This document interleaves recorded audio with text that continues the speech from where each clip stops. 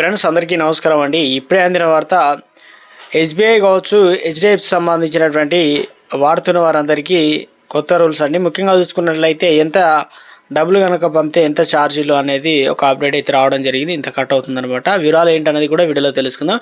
చివరి వరకు చూడండి, అర్థమవుతుంది. మరోసారి ఛానల్ వస్తే తప్పకుండా సబ్స్క్రైబ్ చేసుకోండి. చూస్తున్నారు కానీ లైక్ చేయడం మర్చిపోతున్నారండి, వెంటనే లైక్ చేయండి. వివరాలకి అయితే వెళ్ళిపోదామండి.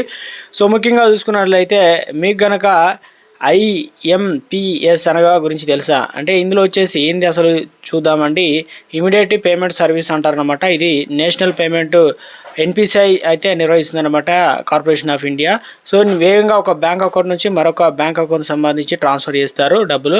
సో ఇది సహాయపడుతుంది అనమాట. ఇక్కడ సెలవు దినాలతో సంబంధం లేకుండా, బ్యాంకు పనివేళ్లతో సంబంధం లేదు, 24 గంటలు బై 7 రోజులు ఇలా ఎప్పుడైనా బదిలీ అయితే చేయవచ్చు. ఇక్కడ మొబైల్ కావచ్చు, అదేవిధంగా ఏటీఎం, ఎస్ఎంఎస్, బ్యాంకు బ్రాంచీలు, ఇంటర్నెట్ బ్యాంకింగ్ వంటి పలు ఛానళ్ళ ద్వారా ఐఎంపిఎస్ సేవలను అయితే మనం వాడుకోవచ్చు అనమాట. ఇందులో వచ్చేసి ముఖ్యంగా వివిధ బ్యాంకులు వేర్వేరు ఛార్జీలు కూడా వసూలు చేస్తుంటాయి. ఇది పంపే మొత్తం కూడా ఆధారపడి ఉంటుందన్నమాట. ఇటీవల పలు బ్యాంకులు ఈ ఐఎంపిఎస్ ఛార్జీలు అయితే సవరించాయన్నమాట. ఇందులో వచ్చేసి హెచ్డిఎఫ్సి బ్యాంకు కొత్త ఛార్జీలు అయితే వచ్చాయన్నమాట. 2025 ఆగస్టు 1 నుంచి అమల్లోకి వచ్చాయి.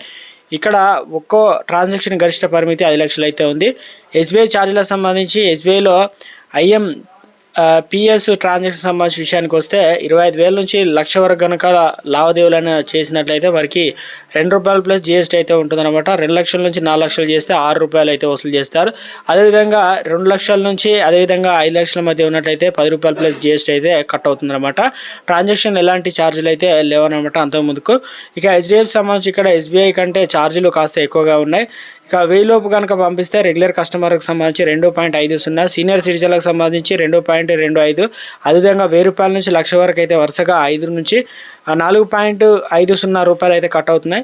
ఇక 1,00,000 పైన కనుక చేసినట్లయితే సాధారణ ప్రజలకు ₹15, ఇది సీనియర్ సిటిజన్లకు వచ్చేసి ₹13 చిల్లర పడుతుందన్నమాట. ఇక్కడ స్పెషల్ గోల్డ్, ప్లాటినం అకౌంట్ హోల్డర్లకు ఎలాంటి ఛార్జీలు అయితే చెల్లించాల్సిన అవసరం లేదని చెప్పడం జరిగిందనమాట.